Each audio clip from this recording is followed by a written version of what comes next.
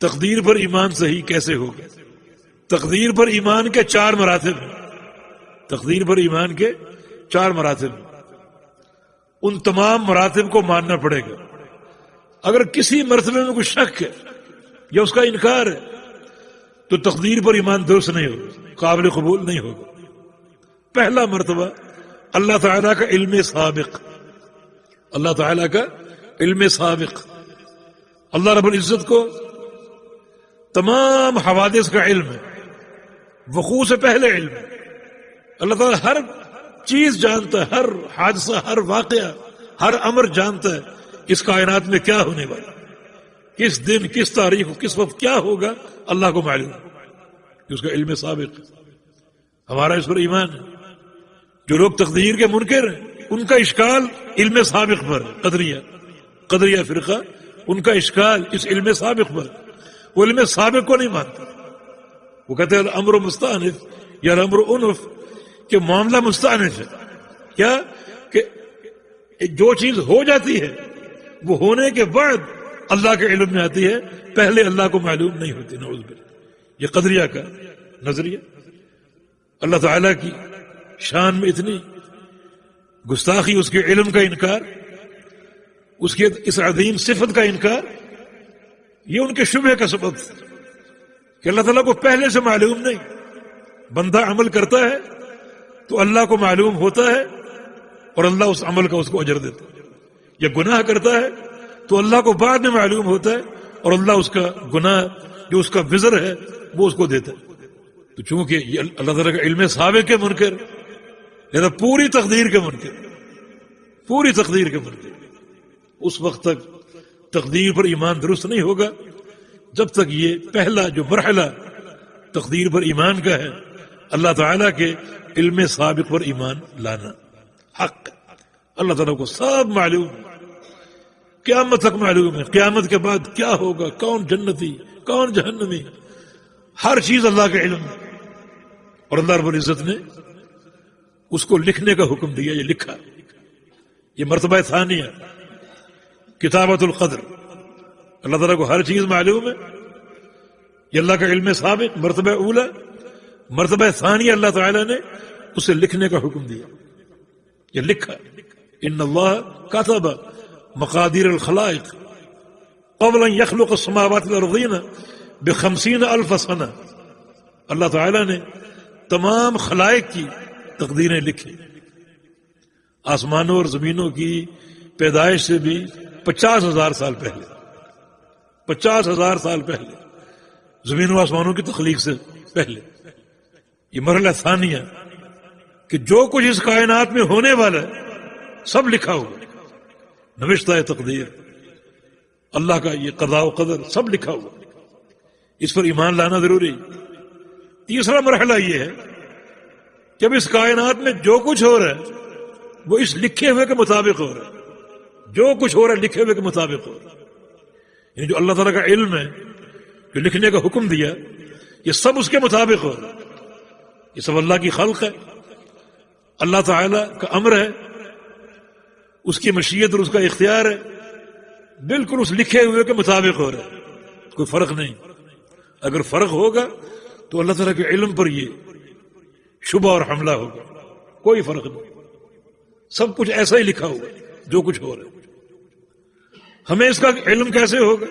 ہمیں اس کا علم کسی کام کے ہو چکنے کے بعد ہوگا کہ اللہ کی تقدیر میں یہی لکھا ہوا. ہمارا یہ ایمان ہے. یا پھر اللہ اور اس کے رسول نے کوئی پیش گوئی کی ہو، کوئی خبر دی ہو. جیسے رسول اللہ علیہ وسلم نے ایک خبر دی تھی کہ مدینہ میں ایک آگ جلے گی، تضیء لها اعناق الابل البصرى. اتنی وہ روشن اور اونچی آگ ہوگی کہ اس آگ سے بصرہ میں اونٹوں کی گردنیں چمکیں گی اور ان پر روشنی آئے گی. مدینہ کی آگ کی روشنی بصرہ میں آئے گی اور اونٹوں کی گردنیں اس سے چمکیں گی.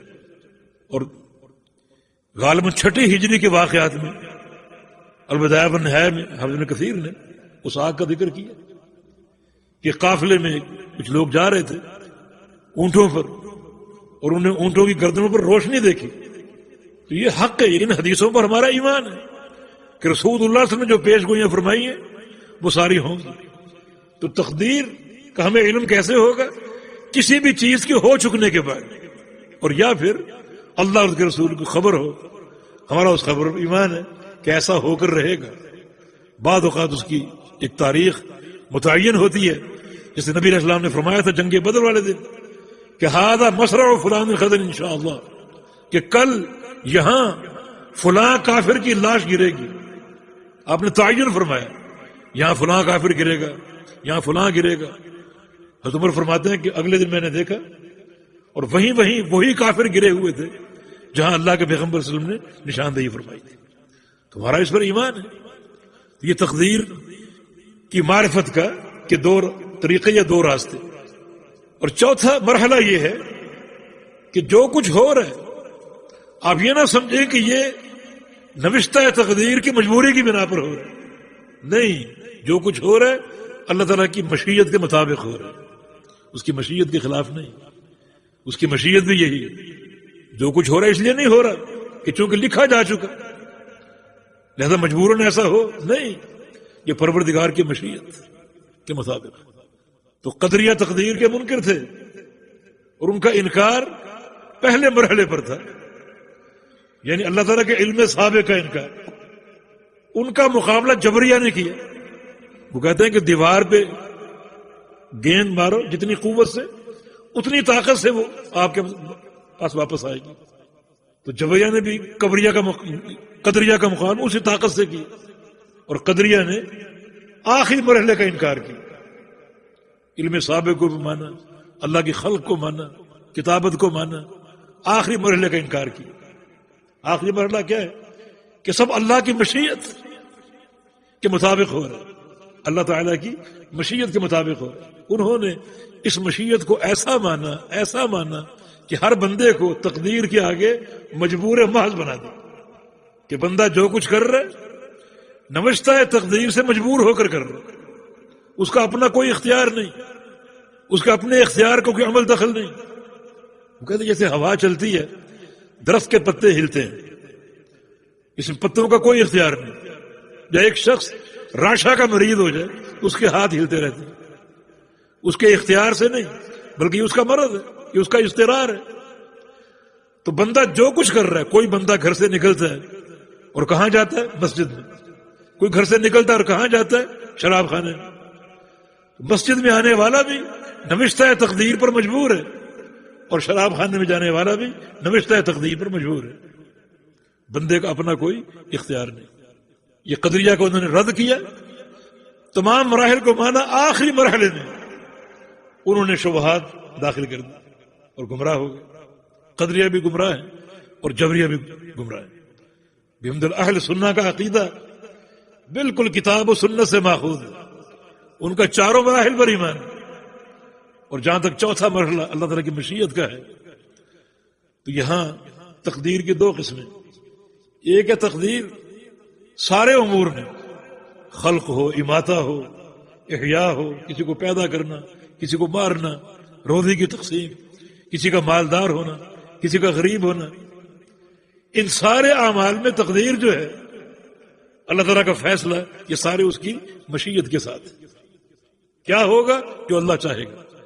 کون شخص کب پیدا ہوگا؟ جب اللہ چاہے گا. کب مرے گا؟ جب اللہ چاہے گا. کتنا کھائے گا؟ جتنا اللہ چاہے گا. مالدار ہوگا اللہ کی مشیت سے، غریب ہوگا اللہ تعالیٰ کی مشیت سے. یہ سارے امور مشیت کے تحت. لیکن جو امر ہدایت ہے، اللہ تعالیٰ نے بندوں کو اختیار دیا. انبیاء کو بھیجا، مرسلین کو بھیجا، رسل مبشرین و منذرین لئلا یکون للناس علی اللہ حجۃ بعد الرسل. ہم نے انبیاء کو مبعوث کیا، ڈرانے والے، خوشخبری دینے والے، جنت کا ذکر کرنے والے، جہنم کا ذکر کرنے والے، اللہ تعالیٰ کے وعدوں کی خوشخبری دینے والے اور اس کے وعیدوں کا خوف لوگوں کو دلانے والے، تاکہ انبیاء کی بعثت کے بعد لوگوں کی اللہ تعالیٰ پر کوئی حجت باقی نہ رہے. حجت انبیاء کی بعثت سے تمام ہو گئی. یہاں ایک اور نقطہ ہے کہ اللہ کی حجت تمام ہوئی انبیاء کے ذریعے، کسی اور ذریعے سے نہیں.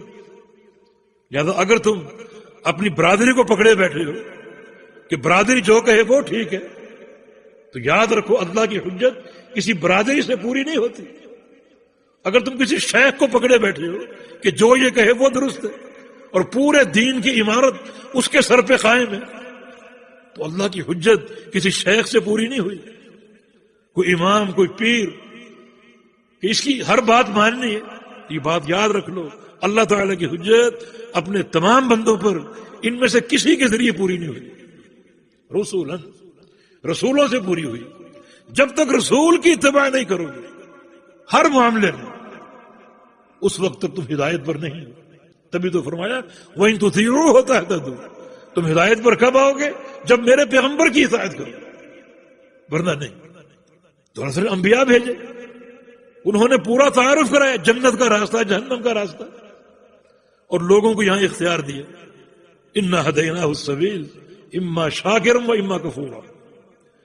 ہم نے راستہ دکھا دیا، یہ راستہ جنت کی طرف جا رہا ہے، یہ راستہ جہنم کی طرف جا رہا ہے. اب میرے بندے تجھے اختیار ہے، جو چاہے راستہ اختیار کرے، جو چاہے راستہ اختیار کرے. اب جو بندہ اپنے اختیار سے، اپنی خوشی سے جنت کا راستہ اختیار کرے گا وہ جنتی، اور جو اپنے اختیار سے جہنم کی راہ پر چلے گا وہ جہنمی. تو سوال یہ ہے کہ اختیار جو راستے کا اختیار ہے، اس میں اللہ کی مشیت نہیں؟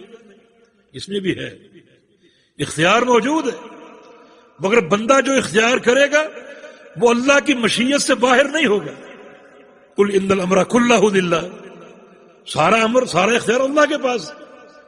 بندے کا کوئی راستہ اختیار کرنا اپنی مرضی سے ہے، مگر اس کی یہ مرضی بھی اللہ کی مشیت کے تحت ہے. لمن شاء منکم یستقیم وما تشاءون الا ان یشاء اللہ رب العالمین. تم میں سے جو چاہے سیدھا راستہ اختیار کر لے، لیکن تم کون سا راستہ اختیار کرو گے؟ جو اللہ چاہے گا. تمہارا کسی راستے کو اختیار کرنا اللہ کی مشیت سے باہر نہیں ہے. معاملہ یہ ہے کہ اللہ تعالیٰ نے رسول بھیجے، انبیاء بھیجے، ان کی دعوت ہم تک پہنچی، ہمیں اختیار دیا گیا، کوئی پابندی نہیں. لا اکراہ فی الدین، کوئی پابندی نہیں. دعوت ہمارے سامنے آ گئی، ہم قبول کریں یا نہ کریں اپنی مرضی سے، لیکن جو مرضی ہماری ہوگی وہ پروردگار کی مشیت سے خارج نہیں. اللہ تعالیٰ جنت کا خالق ہے اور جہنم کا خالق ہے. اللہ تعالیٰ جانتا ہے کہ جنت کا اہل کون ہے. فلاں شخص کو اللہ کی مشیت سے ہدایت مل گئی، مانا وہ جنتی ہے. کیوں؟ فلاں شخص کو اللہ کی مشیت سے ہدایت نہیں ملی، مانا وہ جہنمی ہے. کیوں؟ بس یہاں نبی علیہ السلام کی حدیث اذا ذکر القدر فامسکوا، جب تقدیر پر بات چلتے چلتے جہاں تک بات آ جائے خاموش ہو جائے. یہ اللہ کا راز، یہ اللہ کا راز. قیامت کے دن کھلے گی، ممکن کہ فلاں جنت کا حل کیوں ہے اور فلاں جہنم کا حل کیوں ہے، لیکن اختیار میں بندے کی مرضی شامل. امیر المومن عمر بن خطاب نے عرض کیا تھا یا رسول اللہ ففیم العمل، جب جنتیوں جہنمیوں کے فیصلے ہو چکے ہیں پھر عمل ہم کیوں کریں؟ افلا نتکل علی کتابنا، اپنی تقدیر پر بھروسہ کر کے بیٹھ جائیں، عمل کیوں کریں؟ فرمایا کہ اعملوا فکل میسر لما خلق لہ، عمل کرو، عمل کرو. ہر شخص جس گھر کے لیے پیدا کیا گیا ہے اس گھر کے مطابق چلایا گیا ہے. جنت کے لیے پیدا کیا گیا تو جنت والے عمل اس پر آسان ہو جاتے ہیں، اور جہنم کے لیے پیدا کیا گیا تو جہنم والے عمل اس کے لیے آسان ہو جاتے ہیں. تو اعملوا میں بندے کی مرضی ہے، اعملوا، عمل کرو، عمل سے رکاوٹ نہیں، عمل کرو، بندے کی مرضی ہے. اور کل میسر، ہر شخص کا میسر ہونا، اس کے لیے آسانی پیدا کیا جانا، یہ اللہ کی مشیت، یہ اللہ تعالیٰ کی مشیت. اہل سنہ کا عقیدہ بالکل وسط، ایک طرف قدریہ کا انکار، ایک طرف مرجیہ کا انکار. اہل سنہ کا عقیدہ وسط بین القدریہ والجبریہ. تو یہ تقدیر کے 4 مراحل، ان پر ایمان لانا ضروری. اگر کسی مرحلے کا انکار کرو گے تو تقدیر پر ایمان درست نہیں ہوگا. اور زیادہ باتیں بھی نہ کرو. وہاں بن منبہ کا قول ہے کہ اعلم الناس بالقدر اسکتهم فی، کہ تقدیر کا سب سے بڑا عالم وہ ہے جو تقدیر کے معاملے میں سب سے خاموش ہے، زیادہ باتیں نہ کرے. جو زیادہ باتیں کرے وہ تقدیر کے بارے میں جاہل. اللہ کا راز ہے، کون اس کو جان سکتا ہے؟ تو جہاں تک باتیں ہوئیں یہاں تک بات کریں، اب آگے نہ جائیں کہ فلاں کو ہدایت کیوں ملی اور فلاں کو گمراہی کیوں ملی، فلاں جنت کا حل کیوں ہے اور فلاں جہنم کا حل کیوں ہے. نہیں، اسی جگہ پر رک جاؤ. بس اللہ کی تقدیر، اس کی حکمتیں جن کی ہمیں خبر نہیں ہے، اللہ کا سر ہے. یہ ہو سکتا ہے قیامت کے دن افشا ہو اور یہ باتیں سامنے ہیں.